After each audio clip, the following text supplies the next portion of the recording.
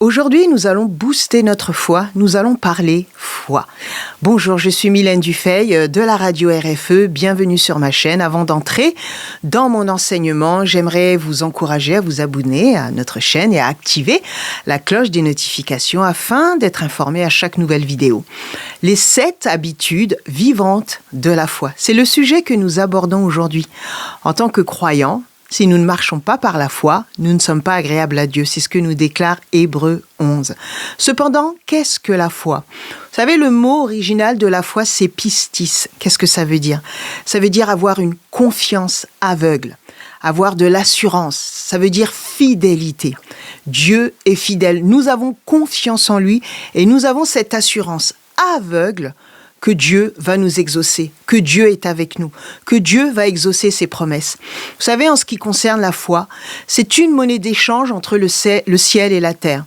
Quoi que ce soit que vous ayez besoin de la part de Dieu, vous ne pourrez pas l'avoir sans la foi. Dieu veut un peuple de foi. La Bible dit que lorsque Jésus reviendra, est-ce qu'il trouvera un peuple dans la foi ou un peuple hors de la foi ? Est-ce qu'il trouvera un peuple des croyants crédules ou des croyants incrédules? Où en est votre foi ? Est-ce que vous marchez par la foi ou est-ce que vous avez abandonné ? Vous savez, la Bible dit une parole très importante. Elle dit que la foi vient de ce qu'on entend. Et ce qu'on entend ne vient pas de la télé, ne vient pas de Netflix, ne vient pas des réseaux sociaux, mais la Bible dit que ce qu'on entend vient de la parole de Dieu. Si vous voulez faire grandir votre foi, si vous voulez avoir une foi forte, vous devez entendre, écouter, lire et méditer la parole de Dieu. C'est quelque chose de très important. Vous savez, la foi, c'est le 6e sens. C'est ce sens qui se tient au-delà des 5 sens que Dieu a donnés à tous.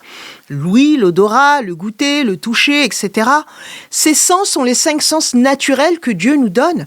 Mais il y a ce 6e sens qui est le sens de la foi. Et Dieu veut que nous activions, que nous manifestions la foi. Vous savez, la Bible est claire. Sans foi, on ne peut pas être agréable à Dieu.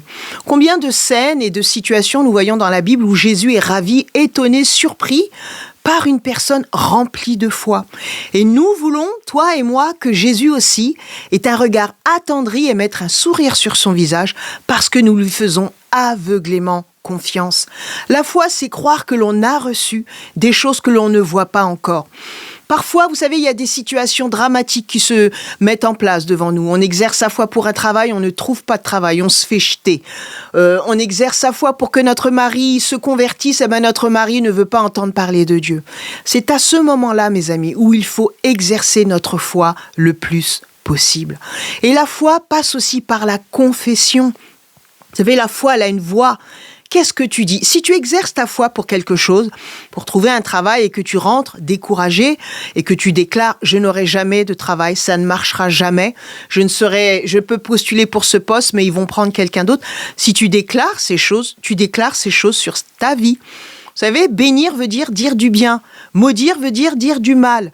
Lorsque l'on dit des choses mauvaises à son propre sujet, on se maudit, c'est comme si qu'on déclarait, on maudissait cette semence de foi qui est en nous et qui veut grandir, qui veut pousser. Vous savez, la Bible dit que la foi, elle est même grande comme un grain de sénévé, elle peut porter du fruit. Pourquoi ? Parce que le grain de sénévé, c'est la plus petite graine qui peut produire des arbres et des feuillages et des plantes avec un impact considérable. Bien que sa taille soit minuscule, cette graine de sénévé peut produire de grands arbres, de grands feuillages. Elle peut produire des choses énormes. Et parfois, vous savez, une foi simple, même une petite foi, même si Jésus est souvent émerveillé par la grande foi de certaines personnes dans la Bible, parfois une foi simple, une foi en Dieu, croire comme un enfant, peut véritablement impacter grandement votre vie, peut véritablement impacter grandement votre santé. Je me rappelle l'année dernière, je suis passée par une situation un peu difficile où j'avais un problème de santé et je voulais pas me faire opérer, j'avais pas envie de passer sur le billard, c'était ma foi. Ce qui s'est passé, c'est que tous les jours, peut-être pendant 3 mois, j'ai proclamé, j'ai déclaré des versets bibliques sur ma vie, sur mon corps, sur mes circonstances. Et au bout de 3 mois, j'ai été complètement guérie. C'était ma foi. Peut-être que quelqu'un aurait dit, oui, mais tu n'es pas sage, on ne sait jamais, faut te faire opérer, etc. Moi, je ne voulais pas. Je croyais en la guérison que Dieu, la Bible dit qu'il envoya sa parole et il est guéri. Et j'ai voulu manifester cette foi à Dieu en confessant la parole.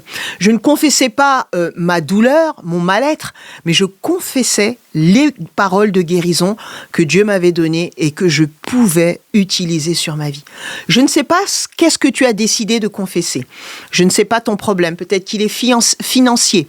Peut-être qu'il est marital, peut-être qu'il est au sein de ton foyer, peut-être c'est le travail, peut-être ce sont des papiers que tu veux, peut-être c'est un examen, peut-être c'est une voiture. Je ne connais pas ton problème. Mais sache que la parole de Dieu regorge de promesses que tu dois déclarer. Lorsque tu déclares la parole de Dieu sur ta vie, cela t'encourage. Elle fait monter, c'est comme une énergie divine, c'est le Saint-Esprit qui te donne une force qui décuple ta foi et qui t'aide. Aussi, une chose qui va faire grandir ta foi, c'est le jeûne. Lorsque tu jeûnes, lorsque tu pries, je peux te dire que ta foi est décuplée. Moi, à chaque fois que je jeûne, à chaque fois que je prie, ma foi est boostée. C'est pour cela que lorsque vous passez par le tunnel, par la vallée de l'ombre de la mort, vous devez aller dans la présence de Dieu.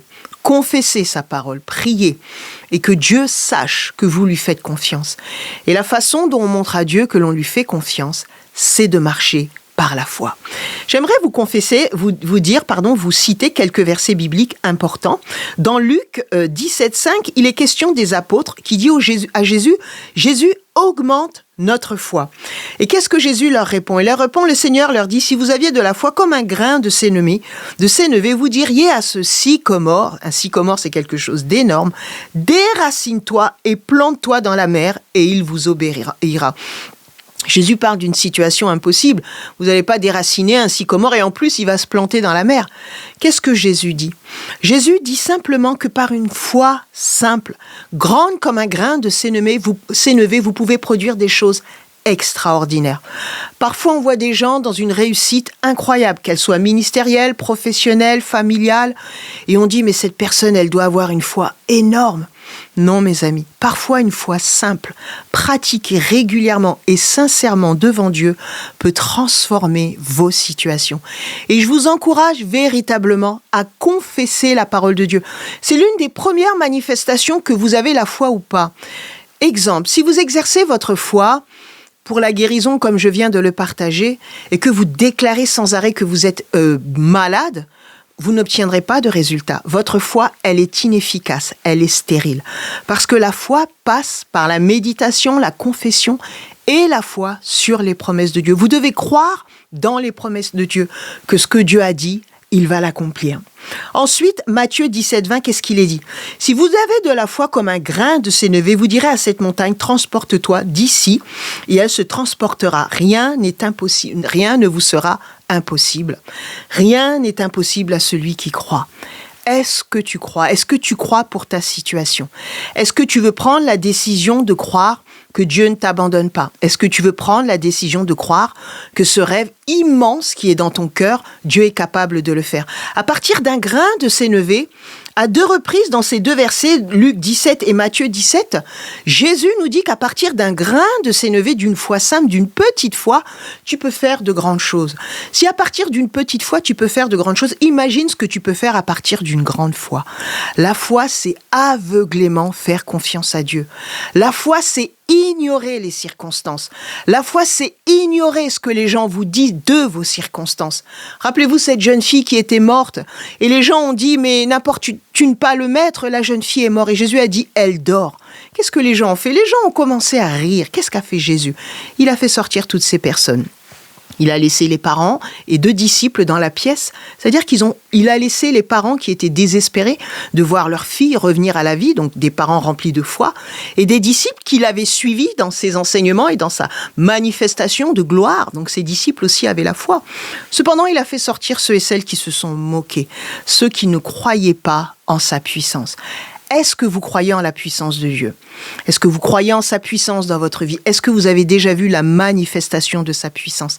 C'est votre foi qui fera la différence. Comme je vous ai dit tout à l'heure, la foi est la monnaie d'échange entre le ciel et la terre. Qu'est-ce que vous voulez du ciel? Qu'est-ce que vous voulez que Dieu fasse pour vous? Mes amis, ça passera par votre foi. Il n'y a pas d'autre chemin. Vous savez, comme je dis, Dieu n'est pas le Merlin, l'enchanteur. Il ne suffit pas de frotter la lampe pour avoir un miracle. Dieu n'est pas le Dieu de la sorcellerie. Il y a des gens qui ne veulent pas passer par le chemin de la foi, par le chemin de confiance. Ils font de la sorcellerie pour obtenir des choses. Ils font de la sorcellerie pour être guéris. Ils font de la sorcellerie pour avoir un travail, pour avoir une épouse et même pour avoir une grande église. C'est terrible, mais c'est vrai ce que je dis. Qu'est-ce que ces personnes font? Elles n'invitent pas la foi dans leur vie.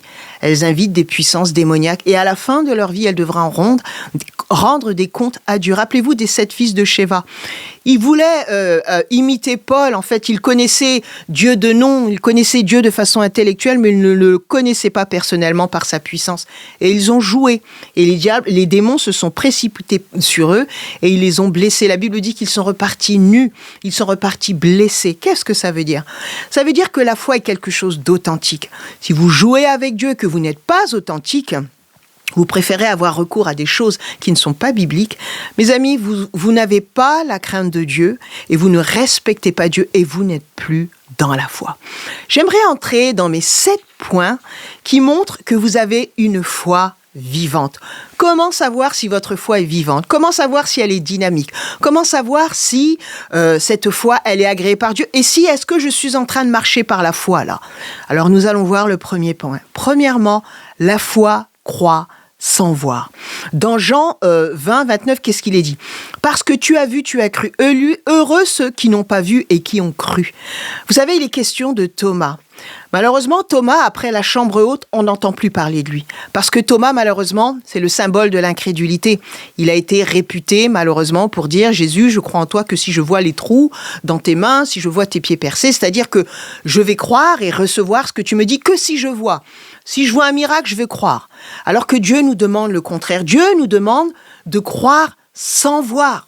Tu ne vois pas, mais tu crois. Si tu es dans une situation et que tu ne vois pas le résultat, que tu ne vois pas où tu vas, que tu ne sais pas, mais que tu crois, tu es dans la foi. C'est la première étape vivante d'une foi active. C'est croire sans voir. Peut-être que tu ne vois pas ce travail, mais tu crois. Peut-être que tu ne vois pas cette société se développer, mais tu crois. Peut-être que tu ne vois pas cette guérison encore, mais tu crois. Ça, c'est une foi dynamique que Dieu agrée. Deuxièmement, la foi croit sans savoir. Abraham, dans Hébreux 11, 8, c'est par la foi qu'Abraham, lors de sa vocation, obéit et partit dans un lieu qu'il devait recevoir en héritage. Il partit sans savoir où il allait.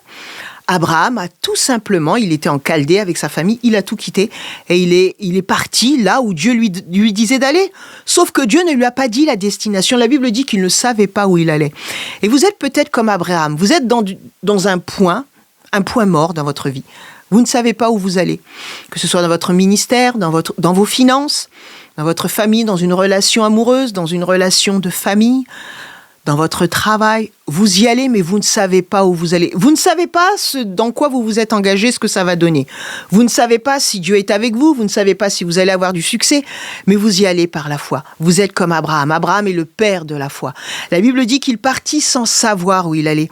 Parfois, on n'a pas toujours besoin de connaître comment la situation va se terminer, parce que nous devons avancer par la foi. Nous devons croire en Dieu. Vous savez, mon mari, lorsqu'il a ouvert son entreprise, on était en train de débattre, on va lui donner tel nom, mais il a dit, mais moi, peu importe le nom de cette entreprise, je sais que Dieu va la bénir. On est parti, vous savez, avec rien. Il avait une voiture de société, il y avait des trous énormes, on n'avait absolument rien, mais on est parti sans savoir où on allait. Et aujourd'hui, Dieu a béni avec un immeuble, Dieu a béni avec des salariés, Dieu a béni. Et lorsque vous avancez, que vous ne savez pas où vous allez, mais que vous y allez quand même, avec votre foi en Dieu, votre confiance, rappelez-vous, pistis, c'est confiance, fidélité, assurance, c'est ce que ça veut dire. Vous avez votre assurance en Dieu. Mes amis, Dieu fera comme pour Abraham, il vous bénira abondamment. Troisièmement, la foi obéit sans toujours comprendre. Dans Genèse 22, 1 à 14, il est question d'Abraham qui va sacrifier Isaac. Vous savez, Abraham, lorsque Dieu lui a dit de sacrifier ce qui lui était de plus cher, On voit pas Abraham qui polémique avec Dieu. Oui, mais tu comprends. Oui, mais ma femme, qu'est-ce qu'elle va dire, etc.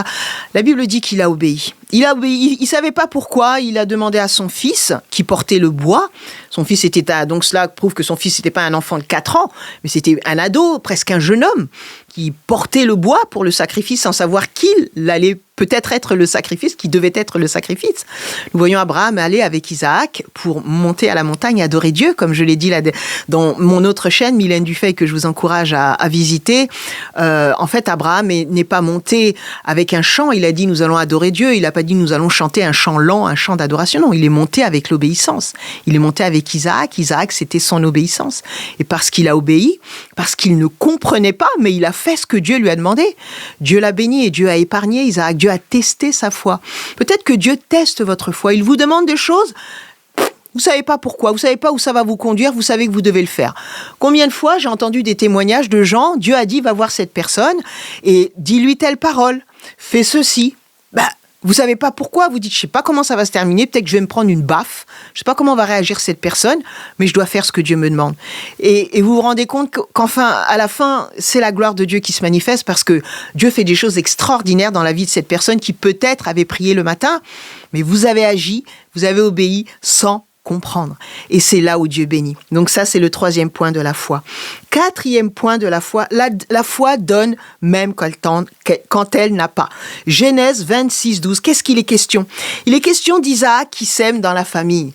Alors, Isaac qui sème dans la famine, pardon. Alors, je ne vais pas vous demander d'offrande, ne vous inquiétez pas. Cela dit en passant, même si vous voulez bénir la radio RFE, faites-le, soyez libre de le faire. Mais qu'est-ce que ce verset, qu'est-ce que ce passage, si vous le lisez, nous enseigne? Vous savez, parfois, on est dans la famine. C'est pas uniquement la famine financière.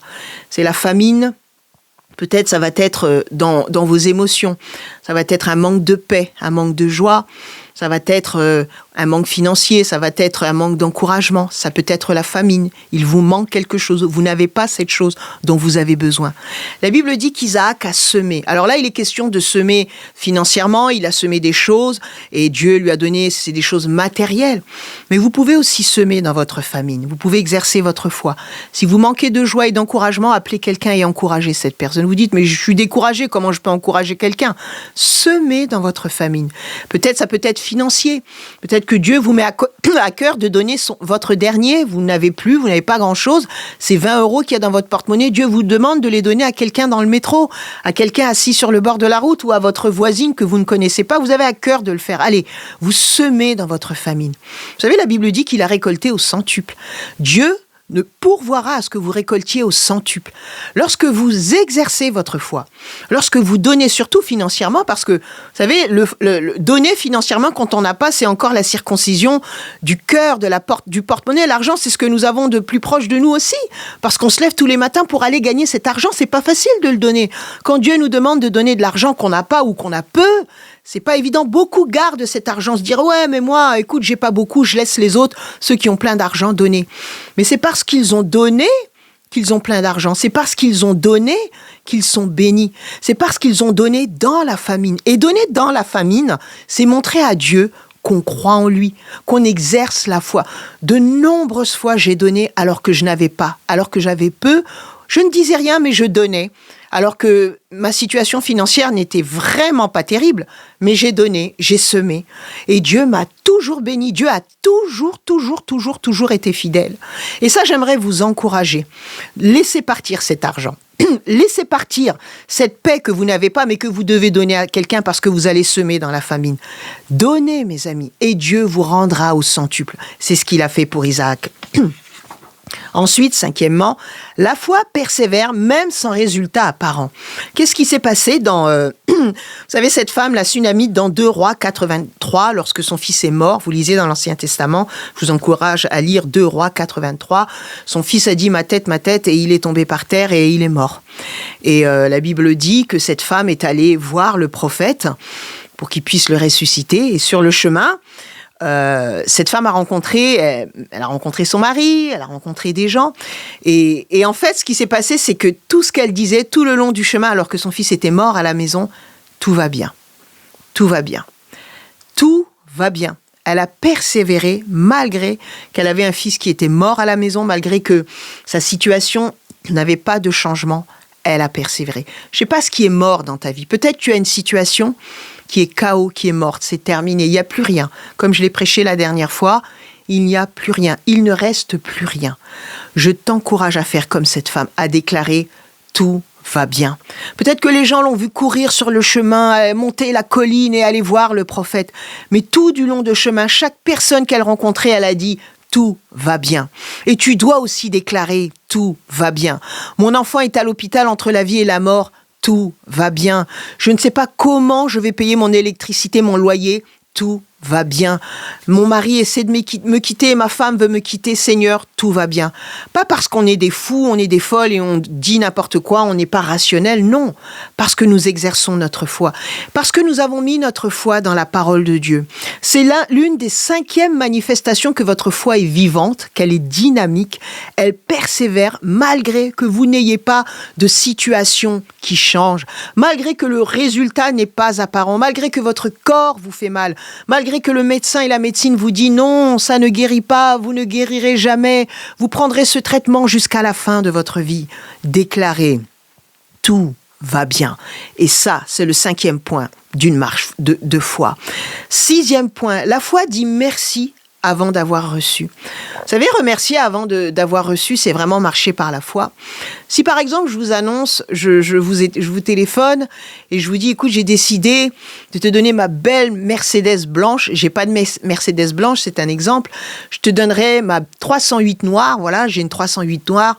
Je vous appelle et je vous dis, je vais te donner cette 308 noire. Demain, je t'amène les clés. Et que vous me répondez, bon ben, c'est bien Mylène, merci, mais quand j'aurai les clés dans les mains et quand je serai assis dans ta voiture, je te remercierai. Bien, moi, je vais être choquée, blessée, vexée de cette attitude parce que qu'est-ce que font les gens en général, même dans le naturel? Les gens disent « Oh, merci, oh, c'est super, oh, c'est sympa, oh, je suis touchée, merci, merci ». Quand bien même ils n'ont pas encore les clés de la voiture, ils ne sont pas encore dans la voiture, peut-être que je vais changer d'avis entre-temps. Mais les gens remercient avant d'avoir reçu. C'est la même chose avec Dieu. Lorsque Dieu nous donne sa parole et qu'il nous a dit que par les meurtrissures, nous avons été guéris, qu'il a dit « je pourvoirai à tous tes besoins », qu'il a dit que tu es la tête et non la queue, que tu es en haut et non en dessous.